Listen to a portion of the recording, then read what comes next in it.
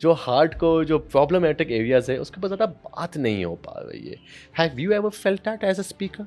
इन events में अगर आप कुछ सर्टेन परसेंटेज भी अगर आप वहाँ से टेक अवे आपको मिल जाता है, that is always a win win situation for people. क्या ये जो पॉपुलैरिटी एचआर लीडर्स को अब मिलना शुरू हो गई है ऑन देयर रिस्पेक्टेबल फोरम्स, क्या इसका इदारों के अंदर भी फ़ायदा हो रहा है? देखिए, marketability is something different. Conferences पे या सोशलाइजिंग की वजह से अगर वो कोई लर्निंग अपॉर्चुनिटीज़ होती हैं और लर्निंग टेक अवेज की टेक अवेज वो ला के अपनी ऑर्गेनाइजेशन में इम्प्लीमेंट करता है, तो उसमें कोई बुरी बात नहीं है। एलएनडी के ऊपर ऑफ कोर्स अगर हम देखा जाए तो पिछले 2 डेकेड्स में ज़्यादा काम हुआ है on contrary.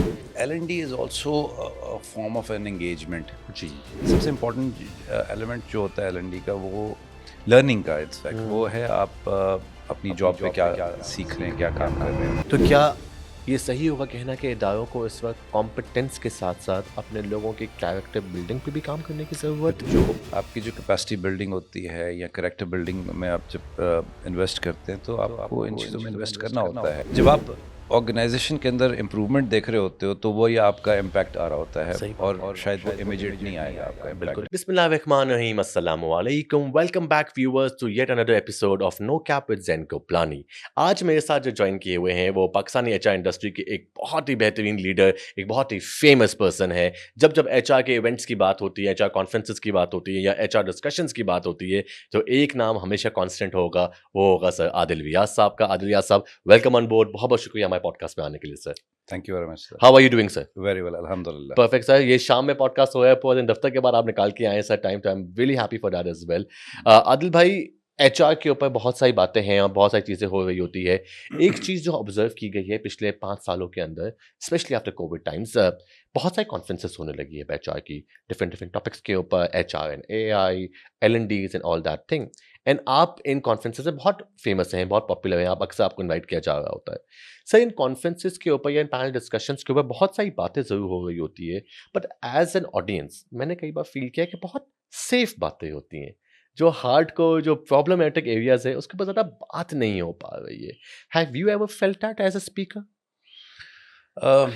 Yeah, I think you have touched a very important subject, which is also close to my heart. And few of the HR professional, we normally discuss about a result out of these seminars and conferences and get-togethers. हुँ, देखें, इन events में अगर आप कुछ certain percentage भी अगर आप वहाँ से टेक अवे आपको मिल जाता है, तो I think that is always a win-win situation for people coming in to the fraternity and already working in the fraternity, and definitely the cross-functional fraternity. Hmm, uh, uh, इनका इसका हासिल जो है वो दो तीन चीज़ें हैं। एक is definitely people come for the socializing, yes. and they wanted to make their profile, and they wanted to be visible. उसी के साथ जो लर्निंग भी हो जाती है। ना you're coming back to your point is about the hardcore topics perhaps, और मे बी क्या आपने लफ्ज़ इस्तेमाल किया था? कि बहुत सारी बातें सेफ है, बहुत सारी बात सेफ से क्या मुराद है? कि ऐसी टॉपिक पे बात की जाए जिसके ऊपर कंट्रोवर्शियल बात या डिबेटेबल बात नहीं हो अच्छा, जाएगी। ओके, हाँ। देखें, इसमें certain software areas हैं and the certain technical areas and certain critical areas as well. Hmm, hmm, So I do agree when it comes to the employment laws हुँ, और organizational behavior। हुँ, आजकल एक नई नई तो नहीं है, लेकिन ऑर्गेनाइजेशन के अंदर जो रिस्पेक्ट एलिमेंट और एंटी हरासमेंट रिलेटेड जो टॉपिक्स हैं, जी। उस पर डिस्कशन कम हो रही है, because I think we are not ready, और we shy away from all, we are a bit of a shy in terms of highlighting those critical issues. या, So to certain extent I agree with your point of view, hmm, but ऐसा नहीं है। Okay, अच्छी organisations जो हैं पाकिस्तान में, वो अपने एक्सक्लूसिव सेशंस भी कर रही हैं हुँ, और पब्लिक सेशंस भी कर रही हैं, और वो ठीक है, कंट्रीब्यूट भी कर रही हैं उनमें। ठीक है। मुझे I remember I was invited at H forum to speak about on background checks. ठीक है। Just for an example, so background checks is one of an important topic whereby there's certain criticalities involved in terms of somebody has gone through a sort of a legal proceedings but he is और she is not convicted, उसको किस तरीके से आप organisation के अंदर treat करेंगे, क्योंकि इस मुल्क में अदलो इंसाफ जो है वो एक सर्टेन लेवल पे है, तो जी किसी पे भी एफआईआर कट सकती है। जी जी जी सो मैंने जब बैकग्राउंड चेक पे अगर किसी को चेक किया तो मुझे पता चला कि उसका CRO जो क्रिमिनल रिकॉर्ड जो है वो बना हुआ है, बट मैंने उसकी बेसिस उसको हायर नहीं किया या टर्मिनेट कर दिया, which may not be a right approach, because मुझे ये देखना है उसके साथ कि उसकी क्या लीगल प्रोसीडिंग्स हुई हैं, वो एफआईआर कैसी थी, और उसका वो किन सर्कमस्टांसेस पे आई, और वो कोर्ट ने उस क्या पेंडिंग केस है, कन्विक्ट हुआ है या नहीं हुआ। सो उन चीज़ों को देखना पड़ता है, बिकॉज आपने आज गाड़ी मारी जी जी तो उस पर जी भी हो सकता है एफआईआर कट जाए आप पे, बिल्कुल कट सकती हो है सकता है महल्ले में लड़ाई हुई हो और उस पर भी एफआईआर कट हो जाए। या so this is part part of life. So ये इस तरह का क्रिटिकल पॉइंट है, then comes about the behavior of people in organization which leads to some harassment related cases, जिसमें it can be with women, it can be with men as well. उस पर discussion हो रही है, होनी शुरू हो चुकी भी है। या अभी recent there was some women conference उस पे हुई है, और मैं खुद बोर्ड मेंबर हूँ एक एसोसिएशन का, जी जो जी हम जी women conferences करते हैं, तो which ji is also an important pertinent topic with respect to the people working in the organization. So 100% आपकी बात से शायद मैं इत्तेफाक ना करूं, बट yes, अभी इस पे काफ़ी काम हो रहा है, और मेरे नज़र में अच्छा काम हो रहा है। परफेक्ट। आदिल भाई, एचआर की जो विजिबिलिटी पिछले कुछ सालों में बहुत इंक्रीज हुई है all together, predominantly of course HR leaders की इसके ऊपर, क्या ये जो पॉपुलैरिटी एचआर लीडर्स को अब मिलना शुरू हो गई है ऑन देयर रिस्पेक्टेबल फोरम्स, क्या इसका इदारों के अंदर भी फायदा हो रहा है? कि फॉर एग्जांपल एक एचआर लीडर जो है वो हर दूसरे तीसरे इवेंट्स पर अगर दिख रहा है या बहुत पॉपुलर हो गया है ऑल टुगेदर, क्या उसका से इदारे के अंदर उससे बेहतर हो रहा है, या इदारे के अंदर के मामला डिफरेंटली चलते हैं और उसकी पॉपुलैरिटी से कोई ताल्लुक नहीं है? What do you think about that? देखिए, दो दो डिफरेंट चीज़ें हैं। हुँ, बंदे की marketability is something different, but हुँ, अगर कॉन्फ्रेंसेस पे या सोशलाइजिंग की वजह से अगर वो कोई लर्निंग अपॉर्चुनिटीज़ होती हैं, और लर्निंग टेक अवेज़ की टेक अवेज़ वो ला के अपनी ऑर्गेनाइजेशन में इम्प्लीमेंट करता है, तो उसमें कोई बुरी बात नहीं है। आई थिंक इससे आपकी कैपेसिटी बढ़ती है, आपका हुँ, दिमाग खुलता है। एक जगह एक होल में बैठ के काम करने से हुँ, और ऑर्गेनाइजेशन से बाहर ना निकलने पे आपको दुनिया का पता नहीं है क्या हो रहा है बाहर। ठीक है, सही सो बात दिस है। Is an important element.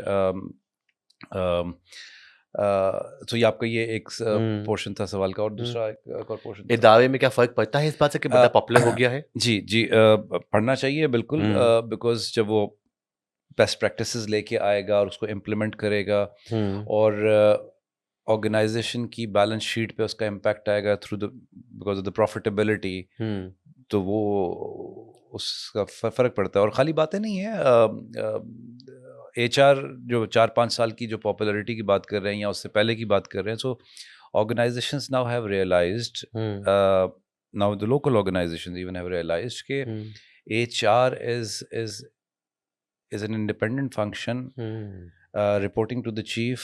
That हुँ, means that they invest in people, and the people, there's a man behind the gun. There's always a man behind the या gun. चाहे जितनी मर्जी आपकी टेक्नोलॉजी आ जाए, तो you need to have brains hmm, to run the show, or even to hmm, run the machine, despite of the technology and stuff.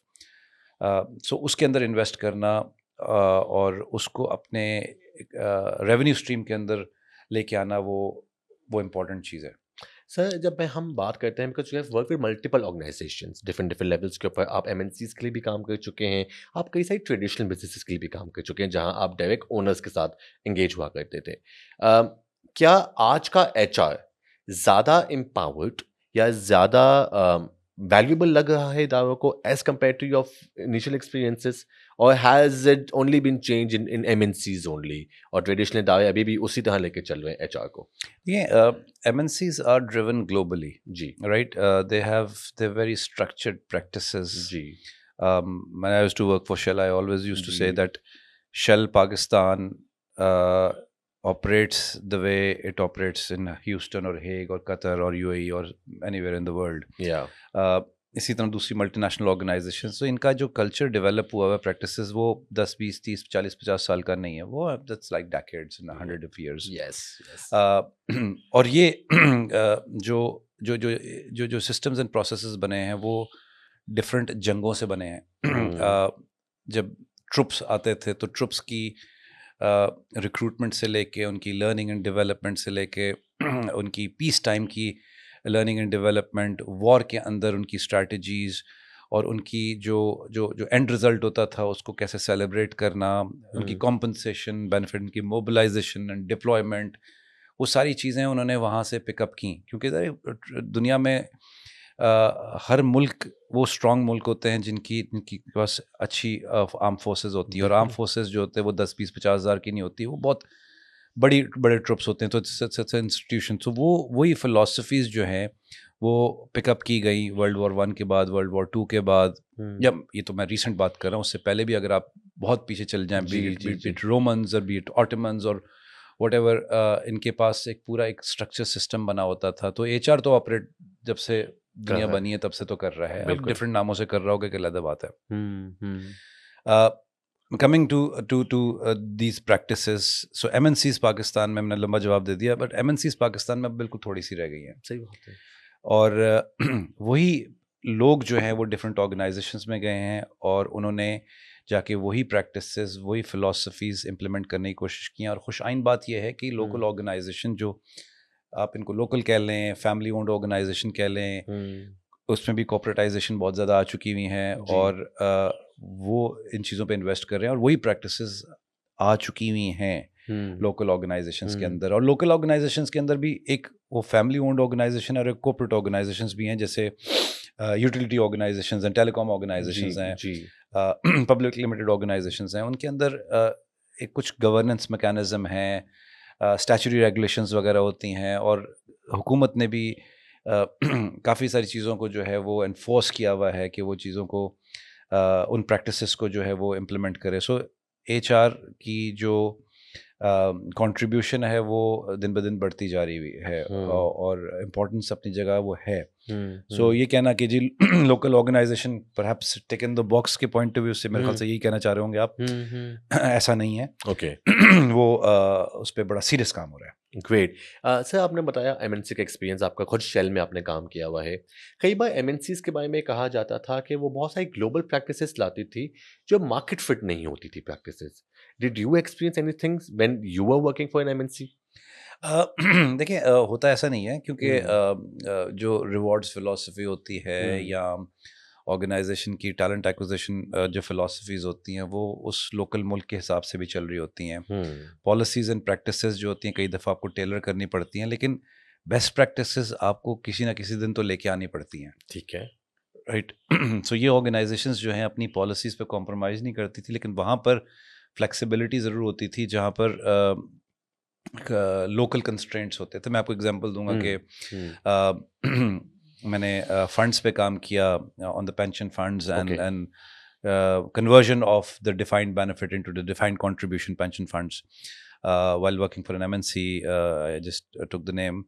So उसमें जब आपकी ट्रस्ट डीड्स की जो है वो इनकॉर्पोरेशन होती है, या लिखी जाती है, या रजिस्टर होती है, तो उसमें टैक्स एग्जम्पशंस भी होती हैं। जब टैक्स एग्जम्पशंस लेनी होती हैं तो सरकारी इदारे आ जाते हैं। जब सरकारी इदारे आते हैं तो उसके मोडस ऑपरेंडी जो है on the ground is totally different. Yes. And as per the anti-bribery and corruption principles globally, ये MNCs आपको अलाउ नहीं करती हैं, बिल्कुल भी नहीं। सो वो एक बड़ा चैलेंज होता है कि you go with the flow and you get all those trust deeds and tax exemptions, get those tax exemptions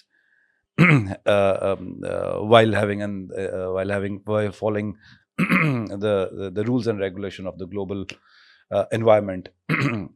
So वो एक challenges आते हैं। तो वो आई थिंक वो जब स्ट्रिक्ट होती हैं तो उसका फ़ायदा ये होता है कि उस ब्रांड की जो इंफॉर्मेशन होती है वो लोकल अथॉरिटीज़ को भी पता होती है कि they will not go against the norms और अखलाकियात के ख़िलाफ़ नहीं जाएंगे। सो वहाँ पर आपको स्ट्रगल भी करते हैं, लेकिन फिर भी आप you get things done, because ये अच्छी ऑर्गेनाइजेशंस का पता है कि ये ऐसे इस तरह काम नहीं करेंगी। परफेक्ट सो फ़ायदा होता है उसका, या बंदा फंस जाता है कुछ टाइम के लिए, लेकिन जो हक पे होता है फिर वो आगे निकलता है। Beautiful so with that first segment हम एंड करते हैं। Let's move to the second segment जिसमें हम एलएनडी के ऊपर थोड़ा सा बातचीत करेंगे। आदिल साहब, सेकंड हम बात करते हैं सेकंड सेगमेंट में एलएनडी के हवाले से, लर्निंग एंड डेवलपमेंट। अब इसके दो कॉन्टेक्स्ट हैं। एक तो आपका पुराना एक्सपीरियंस जाता है कि करियर ऑनलाइन का ज़माना, जब आप एक्चुअली उस ज़माने में 2005 2006 में 2007 में एक्चुअली पूरी मुल्क को, और इनफैक्ट नॉट इवन मुल्क को, बाकी मुल्कों के भी लोगों को करियर के बारे में गाइड करते थे। और फिर आता है एचआर का एक बहुत प्राइमरी फंक्शन जो है एलएनडी बजट्स। सर एलएनडी के ऊपर ऑफ कोर्स अगर हम देखा जाए तो पिछले 2 डेकेड्स में ज़्यादा काम हुआ है on contrary. However, do you really see behaviours transform हो रहे हैं एम्प्लॉइज़ के इन ट्रेनिंग सेशन से या नहीं? What do you think about that? देखिए, L&D is also form of an engagement. जी। लेकिन उसके आपको रूट कॉज पे जाना बड़ा इम्पोर्टेंट है कि why we are doing it, ठीक है। राइट। मैं एक और सेशन में मैंने ये बात की थी कि एज एन एम्प्लॉई जो है वो ही और she is more interested in a third party event, going to the third party event, which is fine, which is okay. Out of the environment, office environment, go for a learning for 8 hours, 16 hours, or whatever, and learn something, and come back and implement. So ये एक portion है, लेकिन सबसे important element जो होता है L&D का, वो लर्निंग का इट्स फैक्ट वो है आप अपनी जॉब पे क्या सीख रहे हैं, क्या काम कर रहे हैं। ठीक है। सबसे पहले उसको तो अपने अच्छे तरीके से करें, and then try to work on the cross functional project, जिसकी जो organization's responsibility is to depute individuals on the cross functional projects. They should be part of various cross functional teams in an organization. So इस तरह हमने भी अपनी talent management philosophy में जो है वो, so we have tried to identify and categorize the talent in an organization. And those talents, they work on different projects and rotations. तो वहाँ से सीखने के बाद जो उसमें से जो नीड निकल के आ रही होती है ऑलरेडी, जो उनके इंडिविजुअल डेवलपमेंट प्लान्स या पर्सनल डेवलपमेंट प्लान्स के अंदर होते हैं, तो then we try to send them to learning interventions, learning sessions. So it should be clubbed with your job description, your rotations, cross functional projects, ताकि आप engaged रहें organization के अंदर. तो जितने लोग engaged रहेंगे उतना फ़ायदा होता है. सर एलएनडी और उसी का एक और है ओडी, ऑर्गेनाइजेशन डेवलपमेंट, और एक और चीज़ है कल्चर। कई बार हमने एज अ ट्रेनर्स ये नोटिस किया है कि हम कई बार जब ट्रेनिंग्स करवाते भी हैं as per the clients brief, और जो भी हमें मिला होता है या जो भी हमें ऑब्जर्वेशन दी गई होती है, एक जो बहुत बड़ा फीडबैक आता है वो होता है कि वो लर्निंग उस इदारे में इम्प्लीमेंटेड नहीं हो सकती बिकॉज कल्चर सपोर्ट नहीं करता। Let me give an example. एक कम्युनिकेशन की ट्रेनिंग हम करवाते हैं जो कि हर इदारा करवाता है, जिसमें हम बेसिक्स ऑफ कम्युनिकेशन सिखाते हैं कि तमीज से बात करनी है, सिंपल सी बात है। मगर लाइन मैनेजर जिसकी टीम आई है, टीम ये कंप्लेन करती है कि लाइन मैनेजर खुद तमीज से बात नहीं करता। हम क्या तमीज से बात करें, हमें तो हमारा कोई ऑप्शन नहीं तमीज से बात करने के लिए, हम तो तमीज से ही बात करते हैं। कल्चर का सर कितना बड़ा रोल है, और एलएनडी एंड कल्चर को कितना इंटीग्रेट साथ होना है, और क्या हो रहा है, और अगर नहीं तो क्यों नहीं? Culture is definitely linked with your intake in the organization. So here comes your talent acquisition philosophy, whereby you evaluate individual to come and work for your organization who is culturally fit. ठीक है। So you need to evaluate that. ठीक है। अच्छा, unfortunately हमारा culture मुल्क का कैसा है, आप रहते कहाँ हैं, आते कहाँ से हैं, कहाँ से सीख के आए हैं, कहाँ से पढ़ के आए हैं. चलें, अब अगर आपके पास यही पूल है मार्केट में, so organisation they try to improve their ability to fit in the culture. और कल्चर आपने एक सेट करना होता है. सो आपने कम्युनिकेशन की बात की, तो वो लाइन मैनेजर को भी कम्युनिकेशन सिखाना ज़रूरी है. बिल्कुल, क्योंकि ये culture is also about change. तो टॉप टू बॉटम होगा. सो ऊपर सबसे पहले इसकी जो रियलाइजेशन है वो आनी ज़रूरी है. और ये जो ऑर्गेनाइजेशंस अच्छी होती हैं वो ओवरनाइट नहीं बनी होती हैं. It took Britishers like 300 years or more than that where they are at this point, right? So और अमेरिकन यूएस को देखें, उन्होंने जंगें लड़ी हैं, उन्होंने बड़ा अप्स एंड डाउन से गुजरे हैं, उनके हालात बुरे भी हुए होंगे, उनके हालात अच्छे भी हुए होंगे, तो उन्होंने एक वो अपना मुल्क का कल्चर बनाया। उस मुल्क के कल्चर के बाद जो है उसमें उनका ऑर्गेनाइजेशन के कल्चर बिल्डअप हुए। सो हमें अपनी स्कूल्स एंड कॉलेजेस से भी इस चीज़ को लेके चलना चाहिए। सो हम ऑर्गेनाइजेशन में आके जो है वो कल्चर की बात करते हैं। हमारे सरकारी स्कूलों में जो है वो कल्चर डेवलप नहीं हो रहा। एक ज़माने में मुझे याद है कि पाकिस्तान टेलीविज़न पे जो स्टेट ओन्ड हमारा सेशन है, वहाँ पर रोड क्रॉस करने के तरीके भी सिखाए जाते थे, ट्रैफिक सिग्नल्स का बताया जाता था कि आपने राइट देखना है, लेफ़्ट देखना है। सो ये आपके जो मीडिया है इसने भी सिखाना है आपको। हमारे जो रील्स बन रही होती हैं, अगर आप देखें कुछ सर्टेन एरिया से जो निकल के आ रही होती हैं, वो आ रही होती हैं कि आपने चोरी कैसे करनी है और चोरी करके तंग कैसे करना है किसी को। प्रैंक्स कैसे करने सो सो अब हमारा एक अंदर हमारे बिल्ट इन एक चीज़ हो चुकी हुई है। हैं। कल्चर की बात की आपने, तो कल्चर में आपका रिस्पेक्ट एलिमेंट बड़ा इम्पोर्टेंट है। हम हमारे में नज़रों का हिजाब नहीं है। मैं सबको एग्जांपल ये देता हूँ, जब मैं अपने सेशंस करता हूँ कि आप मस्जिद में भी जब जाते हो तो सबसे पहले आपको मुड़ के देखा जाता है कि आप कौन हैं, कहाँ से आए हैं, कैसे लग रहे हैं। मतलब आप मस्जिद इज़ नोन फॉर कि जी आप कंसंट्रेट करें उधर, तो वहाँ पर लोग गर्दनें घूम रही होती हैं। इसी तरह किसी घर के सामने से गुजर रहे हैं तो वो झांक के ज़रूर देखना है आपने। कोई बंदा आता है उसको आपने घूर के देखना होता है। सो नज़रों का हिजाब आपका बड़ा इंपॉर्टेंट होता है, which leads to various elements either in the society or perhaps maybe and definitely in the organizations as well. So do you think what you just said was mentioned about culture and again environment का culture, schools, colleges, दफ्तरों का culture एक बहुत ही अलग तरीके से बन गया है। तो क्या ये सही होगा कहना कि इदारों को इस वक्त कॉम्पिटेंस के साथ-साथ अपने लोगों की कैरेक्टर बिल्डिंग पे भी काम करने की ज़रूरत है? बिल्कुल करना बिल्कुल करते हैं। जो आपकी जो कैपेसिटी बिल्डिंग होती है या कैरेक्टर बिल्डिंग में आप जब इन्वेस्ट करते हैं, तो आपको इन चीज़ों में इन्वेस्ट करना होता है। देखें, सबसे पहले आपने बंदा हायर किया, आपने कॉम्पिटेंस भी तो देखी उसकी, बिल्कुल। आपने उसकी कैपेसिटी जज की है।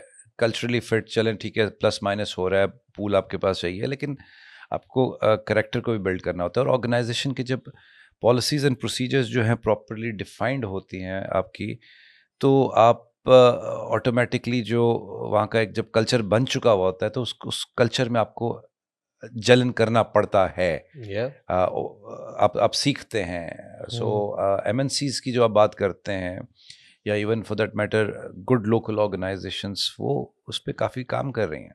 यप। अच्छा सर, एल&डी के जब हम कैरेक्टर्स की और जब हम ट्रेनिंग्स की बात भी कर रहे हैं, कई बार हमने ऑब्जर्व किया कि कई बार ट्रेनिंग्स जो होती है वो टिक बॉक्स ट्रेनिंग होती है। वो ट्रेनिंग्स पर करवा दी जाती है, फी नहीं है, पोस्ट नहीं है, फॉलो अप्स नहीं है इसके ऊपर, क्या हुआ, क्यों हुआ था। एंड कई बार ट्रेनिंग सिर्फ इवेंट बेस्ड बन के रह जाती है, प्री एंड पोस्ट कोई इम्पैक्ट नहीं हो रहा होता। और आज भी ऐसी ट्रेनिंग्स है बहुत एग्जिस्ट करती है मार्केट में। क्यों उसी नोशन पे भी चल रहे हैं? Where are the L&D heads struggling right now? And being a director HR, being a chief of HR right now, आपके पास भी L&D के डिपार्टमेंट से नीचे फॉल कर रहा है। आप किस तरह से उन्हें एम्पावर कर रहे हैं इस चीज़ को सही करने के लिए? देखें, उसका इम्पैक्ट एंड आरओआई बहुत इंपॉर्टेंट है, नीड टू कैलकुलेट। जब आप ऑर्गेनाइजेशन के अंदर इम्प्रूवमेंट देख रहे होते हो, तो वो या आपका इम्पैक्ट आ रहा होता है, सही बात और है। शायद वो इमीडिएट नहीं आएगा आपका बिल्कुल। इम्पैक्ट। ये it's one of the difficult area के, जब लर्निंग लेने के बाद, या टिक इन द बॉक्स की जो आप बात कर रहे हैं, उसके बाद लोगों के बिहेवियर्स चेंज जो है वो आपने वैल्यूएट करने होंगे और करने चाहिए आपको, कि उन ऑर्गेनाइजेशन में आपकी टीम बिल्डिंग कैसी है, कोलैबोरेशन कैसी है, उसका हार्मनी कैसी है उस डिपार्टमेंट के अंदर, और उसके प्रोजेक्ट्स की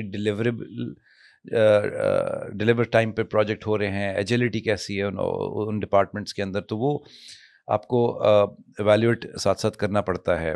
डेफिनेटली उसके वेरियस मैकेनिज्म्स होते हैं करने के। सो when you say tick in the box, coming back to the first part of the question, देखिए, अगर जब आप टिक इन द बॉक्स भी कर रहे हैं, तो एज आई सेड कि जी आपको ज़बरदस्ती भी किसी अगर जगह पे भेज दिया गया हुआ है, बिकॉज आपकी लर्निंग नीड्स आइडेंटिफाई हुई हैं, तो आप उसमें फिर भी कुछ सीख के आते हैं, राइट। हाँ, हमारी थोड़ी सी ये एक एज ए कॉम हमारी अगेन ये करेक्टर है कि उस ट्रेनिंग में भी जाके हम समझते हैं कि हमें पहले से आता है। Yeah. सो अच्छा ट्रेनर होता है, उसको संभाल लेता है। हाँ. और उसको बताता है कि जी we all are here to learn from each other, one, and secondly the content which I'll be sharing is definitely powerful, and these contents and the deliveries in this session will eventually help you for the future, uh, and the way you contribute in the organization. So um, at least आप करें, if you keep on hammering things, that's how things improve. And as you said earlier, कि contents needs to be powerful and seriousness should be there. An organization के अंदर एक culture ये develop होना चाहिए जब बंदा वापस से पूछे क्या सीख के आए हो, Yeah, of course. ये बताएं मुझे क्या हुआ है, और how would you be able to further cascade into your departments and wider audience. But इस बारे में बात हो नहीं रही है, एक वही वाली बात।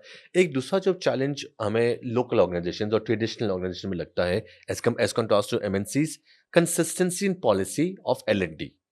फॉर एग्जाम्पल, आज एक एलएनडी हेड है, उसने 2 प्रोजेक्ट को इनिशिएट किया हुआ है, 1 साल वो प्रोजेक्ट चला है, वो प्रोजेक्ट इनिशियली 3 साल के लिए डिज़ाइन किया गया था, उसको अच्छी अपॉर्चुनिटी मिली, वो कहीं और चली गई, ये चला गया, दूसरा बंदा आया, नया प्रोजेक्ट स्टार्ट हो गया ऑल टुगेदर। सो 2024 में कुछ और चल रहा है, 25 में कुछ और चल रहा है, 26 के लिए कुछ और प्लान चल रहा है, और तीनों आपस में बिल्कुल कनेक्टेड नहीं है। ये कंसिस्टेंसी गायब हो जाती है कहीं न कहीं से। जहाँ हम मैनेजर्स की बात करते हैं सर, वो तो मूव होते रहते हैं, बट जब हम सीनियर रिसोर्सेज डायरेक्टर्स लेवल की बातें कर रहे होते हैं, यूजुअली दे स्टे। तो क्या ये है कि वहाँ पे कहीं डिस्कनेक्ट है, कि वो अलाइन नहीं है इस बात से कि ऑटोमेटिकली पॉलिसी चेंज हो गई, कंप्लीटली प्लान ही चेंज हो गया? Why is that happening in local organisations? देखिए सिस्टम जब बनने चाहिए तो वो प्रॉपर कोलैबोरेशन से बनने चाहिए। एलएनडी हेड का काम नहीं है खाली कि वो जी वो लर्निंग को आइडेंटिफाई करे, इट्स बेसिकली लाइन मैनेजर। और देखें, I was just reading somewhere that I think Unilever के सीईओ ने कहा था कि the chiefs should be investing more than 50% of the time in the people matter, right, और अप्रॉक्सीमेटली 50%। सो जो चीफ्स होते हैं वो जब लोगों में इन्वेस्ट करते हैं in terms of their time, so वही ऑर्गेनाइजेशन जो हैं वो कामयाब रहती हैं।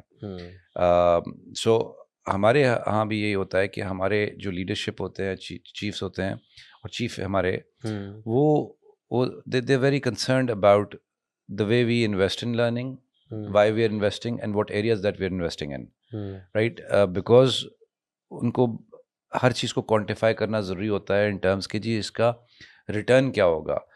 मैं नहीं हूँ आज, तो अगर सिस्टम बना हुआ है तो वो सिस्टम चलेगा, बिकॉज ये एक बंदे ने नहीं बनाया, ये टीम ने बनाया हुआ है। Beautiful, beautiful. And I guess system is powerful कहीं ना कहीं से कि एक अच्छा सिस्टम एक बैड परफॉर्मर को भी बीट कर पाता है। Perfect sir, with that our second segment comes to an and.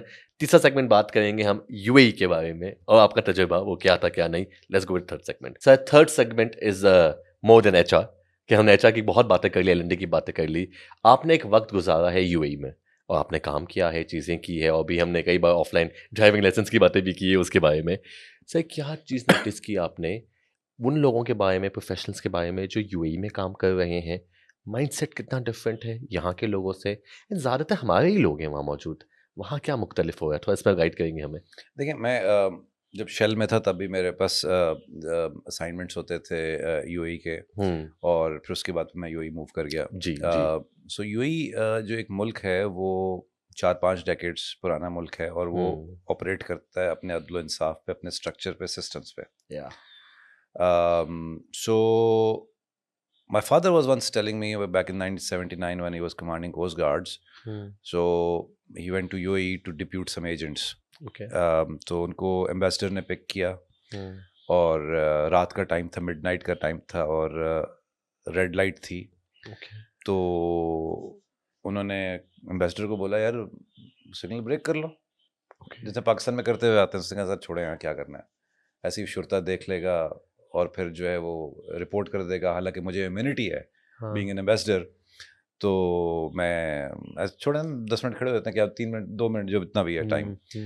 सो अगर 1979 या 80 में जो इतना लॉ एंड ऑर्डर स्ट्रिक्ट था, और जो जो जो आपके फॉरेन सर्विस के लोग थे वो भी ज़रा ख्याल करते थे इन चीज़ का, तो वो आज वो मुल्क जो है वो खा रहा है उसकी। बेशक 82% एक्सपैट हैं। नंबर 1 इंडियंस हैं, फिर आई थिंक पाकिस्तानी पाकिस्तानीज हैं, हैं, तीसरे शायद बांग्लादेशीज बांग्लादेशीज हैं, फिर हैं। फिलिपिनोज हैं, यस, यस। और ये तीनों चारों मुल्क जो हैं वो बड़े कोई ज़बरदस्त नहीं हैं मेरे ख्याल से। खैर हम अपने आप को ज़बरदस्त समझते हैं तो सही है, इट्स ओके। अब आते हैं मुख्तलिफ क्या है, तो वहाँ का एक कल्चर है, वहाँ का लॉ एंड ऑर्डर है, सिस्टम है, और लोगों की सीरियसनेस है टूवर्ड्स वर्क। अगर उनके 18 या 20% लोगों ने, आई डोंट नो आपके पास ज़्यादा सही एक्यूरेट फिगर होगी, वो 80-82% को चला रहे हैं, उनसे काम ले रहे हैं, तो आफरीन है उनकी लीडरशिप पे नंबर 1। बिल्कुल, राइट। बिल्कुल। And they handle all those people जो अपने मुल्क से जब आते हैं और आने के बाद सारे सीधे हो जाते हैं, सही बात है। क्योंकि सज़ा और जज़ा का कॉन्सेप्ट है। बिल्कुल। इसी तरह उनकी ऑर्गेनाइजेशंस के अंदर भी एक सिस्टम्स बने हुए हैं, बिकॉज गवर्नमेंटल इन्फ्लुएंस बहुत ज़्यादा होता है इन terms of implementing those systems and processes.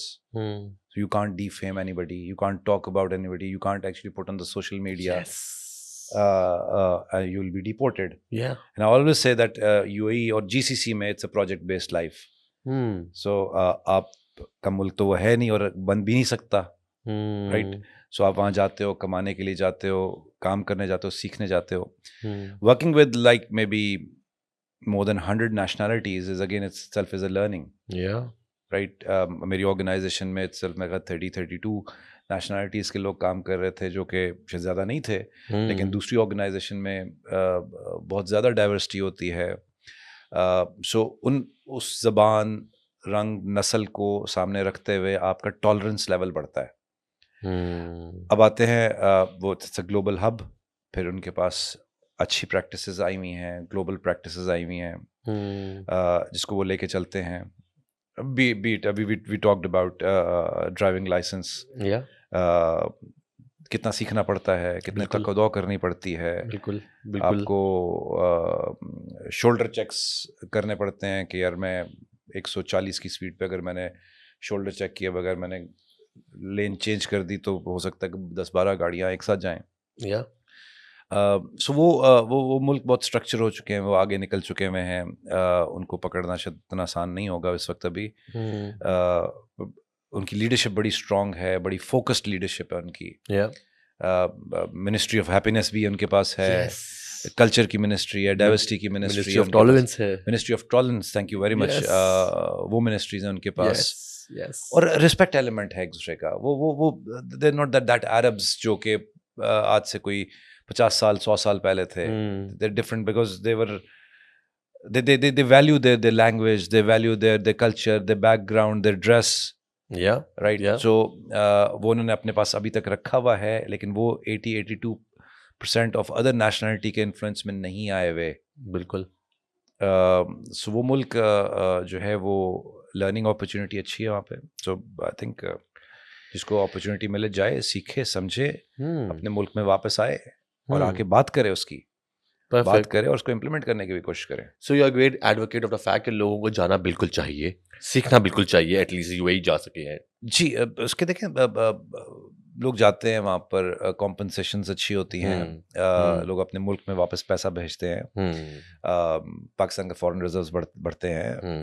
उनको भी पता है कि जी ये लोग जो आ रहे हैं वो शायद सर्टेन परसेंटेज इधर इन्वेस्ट करें या स्पेंड करें, the rest of the people will be sending back to the India, Pakistan, Sri Lanka, Bangladesh और Philippines, ये बड़े नेपाल जो वर्क फोर्स है, अब तो खैर अफ्रीकन कंट्री से भी लोग यहाँ पर काफ़ी आ चुके हैं। जी जी जी।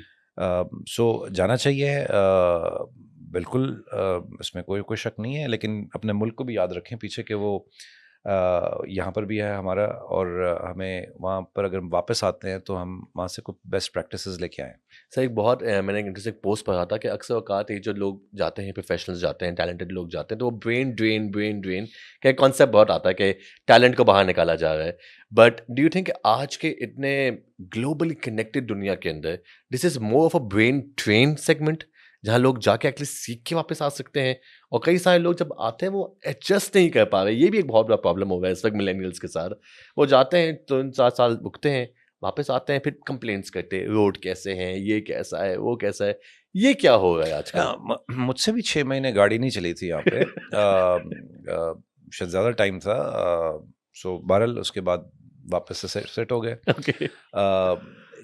देखें brain drain, this is always an opportunity कि लोग अगर माइग्रेट कर रहे हैं काम करने के लिए, तो पीछे जो है वो नीचे का टैलेंट ऊपर आएगा, साइड का टैलेंट आएगा, तो उनके पास एक अपॉर्चुनिटी होगी।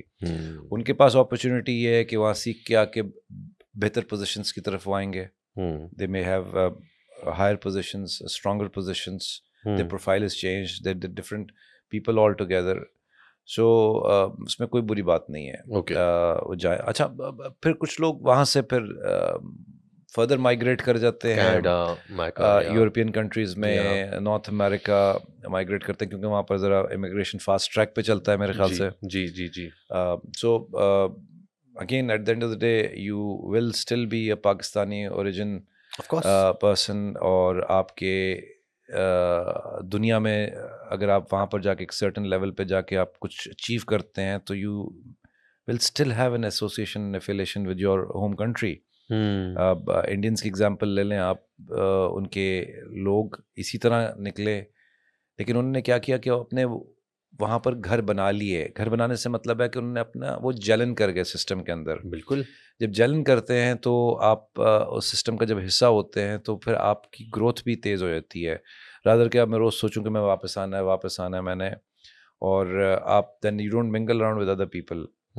So perhaps Pakistanis may have that sort of an issue that they only mingle around with their own people. Yeah. So आपको दूसरे लोगों से मिलने से सीखना को मिलता है। So this is how it is. Sir, क्या आपने ये कॉन्सेप्ट नोटिस किया था, जो मैंने शायद कई बार नोटिस किया है, कि जिस तरह से बाकी कम्युनिटीज़ को आप देखते हो वहाँ थ्राइव करते हुए, चाहे वो इंडियंस है, फिलिपिनोज है, बांग्लादेशीज हैं, पाकिस्तानीज एक दूसरे को क्या उतने सपोर्टिव हैं वहाँ पे? चाहे वो सिर्फ यूएई की बात कर लें, बाकी मुल्कों की बात कर लें, जो आप हर दुनिया में आप जाएँ, वो चाइना टाउन ज़रूर दिखेगा, इंडिया टाउन ज़रूर दिखेगा, पाकिस्तान टाउन नहीं Little दिखेगा, India, Little little India India. ज़रूर दिखेगा, बट पाकिस्तान नहीं दिखेगा, क्यों? अच्छा, इसमें अच्छी बात भी है कि अगर वो नहीं है, तो इसका मतलब है कि मैं अपने स्टेटमेंट को खुद ही नेगेट कर रहा हूँ कि शायद वो लोगों में मर्ज हो जाते हैं, शायद। पाकिस्तानी अपनी थोड़ी सी मेजॉरिटी तो नहीं, काफ़ी सारे अपनी अदाओं पे फिदा भी हैं वो। We still think that we were the reasons behind the joint venture of Emirates and PIA. We still think that PTC has helped Marathis to develop इत्तसालात। Okay. हमारे जहन में अभी तक यही है। देखें, जो PTC था, यानी TNT था, या पाकिस्तान टेलीकम्युनिकेशन था, it used to be British telecom जी। PIA जो था वो ओरिएंट था जी। So Pakistan has inherited those that infrastructure, that or technology or practices that they transfer to other people. उसके पैसे मिले उनको, फ्री में काम नहीं हुआ। So उसमें कोई बहुत बड़ी बात नहीं है। Okay. Right. Emirates का JV हुआ 84 में। आज Emirates लीडिंग एयरलाइनर और PIA आपके सामने है। बेशक। राइट। PTC ने अगर एतिसलात बनाया, तो आज एतिसलात ने टेक ओवर कर लिया उसको, PTCL को। या राइट। Management control and 26%। या सो ये हमें इससे पहले इस इनर्शिया ट्रैप से बाहर निकलना पड़ेगा और मेहनत करनी पड़ेगी। देखिए, इंडियंस मेहनत करते हैं, इसमें कोई शक नहीं है, कोई शक नहीं है। पाकिस्तानी शायद उतने कुछ की मैं बात कर रहा हूँ, वो इतने शायद मेहनती नहीं रहे। तो मेहनत जब करते हैं तो आप ऊपर आते हैं। मैं जिस ऑर्गेनाइजेशन में था वहाँ पर it was predominantly a Pakistani organisation and Indian organisation as well. तो पाकिस्तानियों ने मेहनत की वहाँ पर और वो उस लेवल पे आए, और इंडियंस भी मेहनत करते हैं और वो भी उस लेवल पे आए, और यूरोपियंस ने भी किया वहाँ पे। सो अब तो वो कॉम्पिटेंस की दुनिया है ना जी, मतलब वो जो काम करेगा वो नजर आएगा। बिल्कुल। सर, आप किस एज को रिकमेंड करते हैं कि अगर वो पाकिस्तान से बाहर ट्राई करना चाहते हैं, in terms of the professional development, बाहर जाना, यूएई हो गया, गल्फ हो गया पूरा का पूरा, किस एज आपको लगता है कि सही होगा? क्या करियर की शुरुआत में ही जाना बेहतर है, या मिडिल पोजीशन यानी कि मिड मैनेजर्स पोजीशन पे, या सीनियर पे? What do you think is the best way to go out and learn? Depends on the role that they're offering. देखिए वहाँ पर अब जो उनका जो अमरटाइजेशन है या सऊदीजाइजेशन है या जी। कतरियों का भी उनका जो अपना एक सिस्टम है, वो कोटा सिस्टम बढ़ चुका हुआ है, बिकॉज उन्होंने दूसरी नेशनलिटीज़ को भी केटर करना है। या सो आपको अपॉर्चुनिटी मिलती है, आप जाएं, चाहे शुरू में जाएं, दरमियान में जाएं, एंड में जाएं। एंड में जाएंगे तो सीनियर लेवल पोजीशंस मिल रही होंगी आपको। देखिए लेकिन रिक्रूटर्स भी जो हैं, वो हेड हंटर्स भी हैं, वो ज़रा मिड करियर को भी पिकअप कर रहे होते हैं, बिकॉज उनको पता है कि इसके पास पाकिस्तान में इस ऑर्गेनाइजेशन का एक्सपीरियंस है, बी टेक्निकल और इनेबलिंग फंक्शंस एज वेल, और वो अपने काम के लिए उनको उस 20s and let 20s and 30s में ही हायर कर रहे होते हैं। ज़्यादा जो चंक है वो जी। यहीं से आ रहा होता है। जी जी जो फर्स्ट टाइम जा रहा होगा 40s के बाद, उसको चेंज होने में टाइम लगेगा, लेकिन जिसने ग्लोबल एनवायरनमेंट में पहले से काम किया हुआ, हो सकता है उसको अपॉर्चुनिटी मिल जाए। और पाकिस्तानियों को तो खैर अब शायद मेरे ख्याल से कम हो चुका हुआ है, बिकॉज उनका कोटा सिस्टम अच्छे तरीके से इम्प्लीमेंट हो चुका हुआ जी है, एंड जी विच जी इज़ राइट। या दूसरी बिल्कुल नेशनलिटीज़ का भी राइट है, डाइवर्सिटी चाहिए उनको डाइवर्सिटी चाहिए उनको, कि एक ही बिल्कुल ऑर्गेनाइजेशन में अगर 100 की ऑर्गेनाइजेशन में 70 पाकिस्तानी हैं, तो फिर तो वो इट्स नॉट बैलेंस्ड ऑर्गेनाइजेशन या फॉर देम। और वो सही काम करते हैं, और उनमें जो रेगुलेटेड बॉडीज़ हैं, जैसे फाइनेंशियल इंस्टीट्यूशन है, उसमें तो बहुत पहले आ चुका था जी जी बिल्कुल ये सिस्टम बैंक्स में, बट कुछ सालों में, जो लास्ट 3-5 years, आई जी think you will be able to tell better, वो ज़रा रूल्स स्ट्रॉन्ग हो चुके हैं। पोस्ट कोविड के बाद बहुत इन्होंने स्ट्रेंथन किया है इस बात को और बाकायदा जब रिक्रूटमेंट की आ भी रही होती है तो मेंशन हुआ हुआ होता है कि no Pakistanis no Indians no Bangladeshi